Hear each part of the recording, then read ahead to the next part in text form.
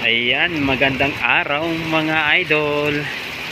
Ayan mga kadahon, pakita ko lang sa inyo yung malakas na ulan. Ayan. Pero sobrang init oh. Ayan, sobrang init mga idol. Pero ang lakas ng ulan oh. Oh. Dito lang yan sa Pilipinas nangyayari.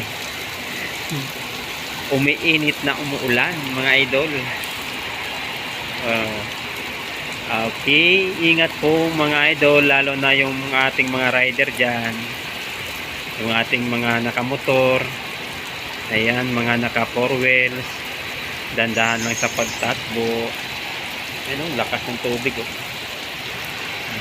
Ingat lang tayo habang nagbiyahe tayo mga idol, dahil malakas ang ulan.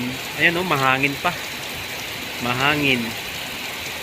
Pero pag ganito kalakas ang ulan, hindi daw madulas ang kalsada. Hindi daw madulas. Sino naniniwala doon mga idol? Pag malakas ang ulan, hindi madulas ang kalsada. Oh. Pero ingat pa rin tayo. Yan. Lakas. Mainit mga idol ha, mainit. Pero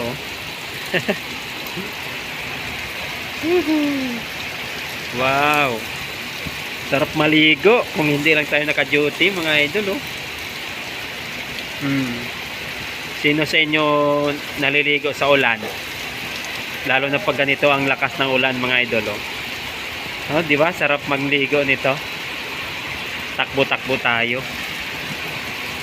Dati nung kami mga maliliit pa naglalaro pa kami ng ends yung ends. Yan, tapos langgaw-langgaw yung sa Iloilo.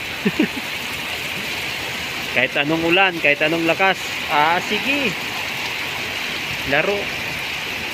Grabe mga idol oh. Mainit mga idol pero malakas ang ulan. Yan, ganun katindi yung ulan na yan oh. Yan oh, lakas ng tubig na. Ayan oh.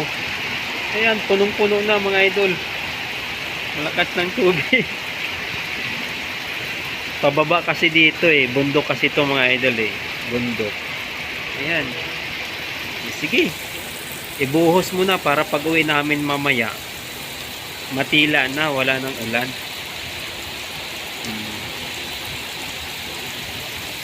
Ayan ang mga motor natin mga idol. Yung mga motor naka-hilera yan. Sana hindi matumba. Hindi matumba ng tubig. Malakas oh, yan oh. Malakas yung tubig mga idol oh.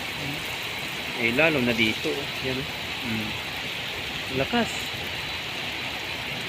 Yan, ingat po tayo mga idol. Maraming salamat. God bless po sa ating lahat. Bye bye.